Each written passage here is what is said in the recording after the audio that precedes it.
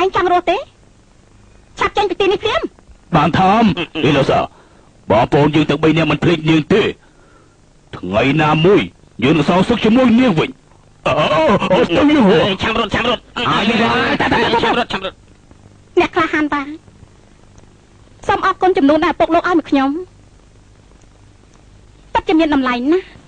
មិនអន់ជាងវត្ថុទិព្វដែលខ្ញុំយកបានកាលពីឆ្នាំមុននោះទេឪពុកលោកសុខសប្បាយទេសូមអរគុណឪពុកខ្ញុំសុខសប្បាយទេសប្បាយចិត្តណាស់ដែលចង់មិត្តភាពជាមួយអ្នកនាងខ្ញុំក៏អញ្ចឹងដែរឪពុកលោកគឺជាកំពូលអ្នកគុណនិយមនៅសាពេកចំណែកខ្ញុំនៅសាំងណានពួកយើងថ្ងៃក្រោយសហការជាមួយគ្នា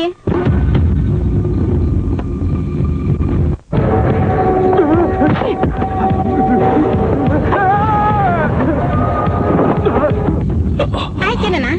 លបលទីនេះធ្វើអីលោកម្ចាស់ចោលោកម្នាក់អីទេអ៊ីឡាហ្វានេះគឺលោកម្ចាស់ចោសូមមេត្តាយកយល់ដល់ខ្ញុំតោះលែងគាត់ទៅស្រុកវិញទៅចោចង់លៀនទៅស្រុកវិញពួកឯងរបស់ដែលលោកម្ចាស់ចោយកមកតែប្រមាណយកទៅក្នុងព្រំវិញចាដែរឈូសិនអ្នកណាហ៊ានប៉ះពាល់លោកម្ចាស់ចោបានន័យថាប្រឆាំងនឹងប៉ាអូតាំង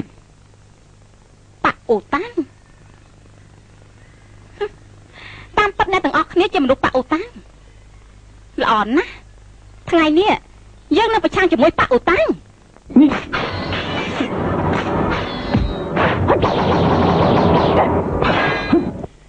អ៊ីឡាហ្វាសូមមេត្តាយកយល់ដល់ខ្ញុំនៅឪពុកខ្ញុំសូមមេត្តាដោះលែងពួកគេទៅដោះលែងពួកគេបាន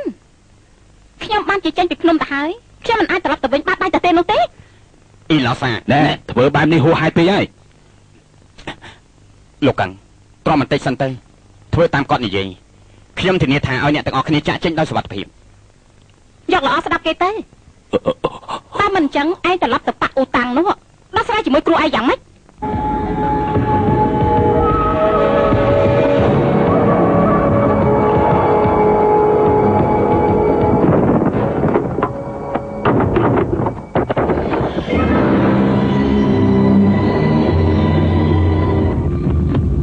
លោកម្ចាស់ចោនេះសត្វតាជារបស់លោកខ្ញុំចង់ទូតបជាជាមួយលោកប្រាក់ទាំងអស់នេះសូមជួយអ្នកនាងយកទៅចុះណាលោកម្ចាស់ចោខ្ញុំអ៊ីឡូសាជាចៅប្លន់តែប្លន់មានមូលហេតុប្លន់មិនយកប្រាក់គេផ្ទាល់ខ្លួនទេយើងយកអ្វីដែលយើងត្រូវការប៉ុណ្ណោះអ៊ីឡូសានេះបានន័យថាម៉េចនឹងសូមស្ដាប់ឲ្យច្បាស់លោកម្ចាស់ចោជាមន្ត្រីជាង10ឆ្នាំមកហើយប្រាក់ដែលគាត់យកបានពីកូនចៅតាមតំបន់មានចំនួន 75,000 តម្លឹងប្រាក់នេះមិនមែនជាប្រាក់ត្រឹមត្រូវយើងយកទាំងអស់លោកម្ចាស់ចោពេលនេះចូលនិវត្តន៍វិញរីឯប្រាក់ប្រចាំឆ្នាំរបស់លោកម្ចាស់គឺ 16,800 តម្លឹងគឺជាអ្វីដែលលោកត្រូវទទួលវិញខ្ញុំឲ្យទៅលោកវិញលោកម្ចាស់ចោលោកជាមន្ត្រីកេងប្រវ័ញ្ចបានជា 70,000 តម្លឹងលោកមិនមែនជាមន្ត្រីល្អទេតែក៏មិនមែនលោភលន់ពេកដែរលោកគ្រាន់តែចាត់ទុកជាមន្ត្រីសមរម្យត្រឹមត្រូវគួរសមបានហើយបញ្ជីទូទាត់រួចអស់ហើយលោកសុខចិត្តទេអ៊ីឡាសាដូចជាមើលងាយលោកម្ចាស់ចោលពេកហើយដូចជាលោកម្ចាស់ព្រមក៏ខ្ញុំមិនព្រមដែរ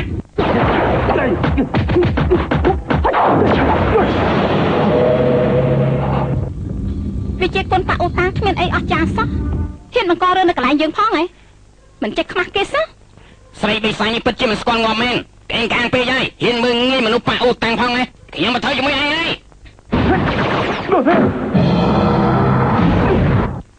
ថ្ងៃនេះបើសិនជាយើងមិនយកយល់ដល់អ្នកប្រុសវាងទេកុំថាឡើយគេចផុតពីតកូលសក់សូម្បីពួកឯងទាំងអស់គ្នាក៏មិនអាចរត់ចេញពីទីនេះបានហើយ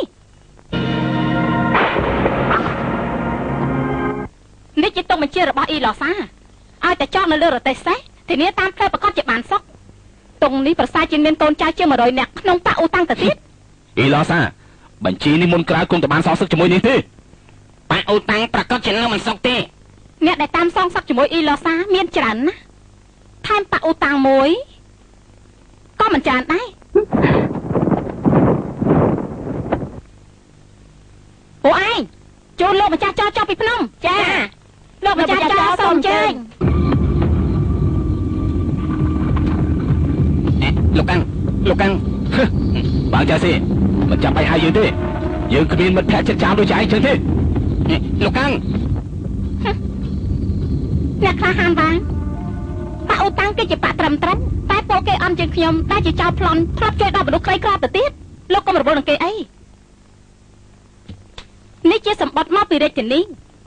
ប្រកាសជាទឿនលោកទៅរៀបមង្គលការទេដឹងលើថាគូតដឹងរបស់លោកស្អាតណាស់មែនទេ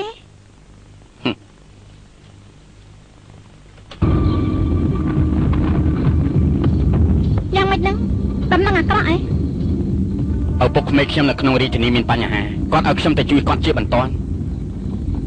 លោកចោនោះគឺជាកូនរបស់លោកចោលៀនតាមែនទេលោកចោគឺជាមិត្តភក្តិដ៏ល្អរបស់ឪពុកក្មេងខ្ញុំឥឡូវខ្ញុំមកការពារលោកចោត្រឡប់ទៅវិញក៏ព្រោះតែខ្លាចអ្នកនាងធ្វើអ្វីប៉ះពាល់ដល់គាត់សម្បត្តិរបស់ឪពុកក្មេងខ្ញុំបាននិយាយទៀតថាលោកចោពេលនេះត្រូវជាប់ចោទនៅក្នុងគុកនៅឡើយប្រហែលជាយកទៅប្រហារជីវិតទៀតផង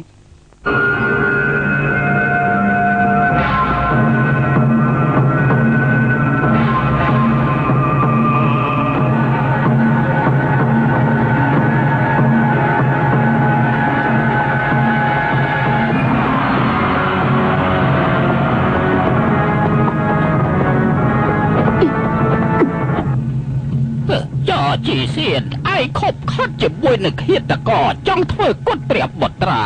តើឯងសារភាពទេបើចុងសៀន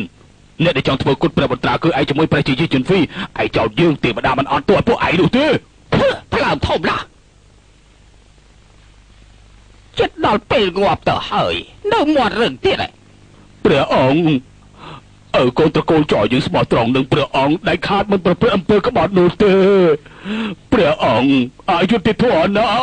អយុត្តិធម៌ណាពួកឯងបាទប្រហារជីវិតបាទបើចង់សៀន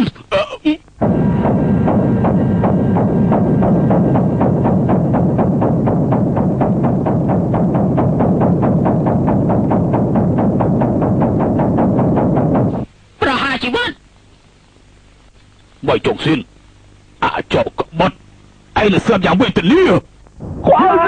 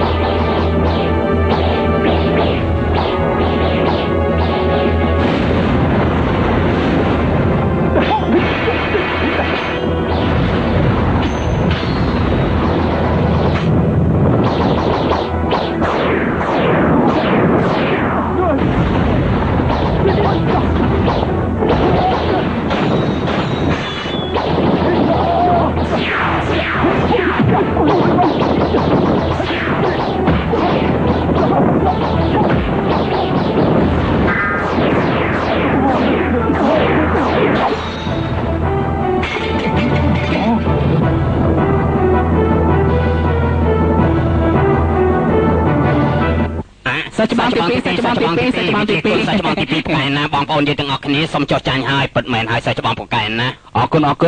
សាច់ច្បាប់ទី2ពូកែអស់ចាមែនទេបងហើយគួរឲ្យសរសើរណាស់ហងលោកគ្រូពួកឯងនាំគ្នាថយចេញសិនបាទទីហងឯងមកដេះមកបាទលោកគ្រូមានការអីហ៎ទីហងឪពុកឯងត្រូវគេសម្លាប់បាត់ហើយ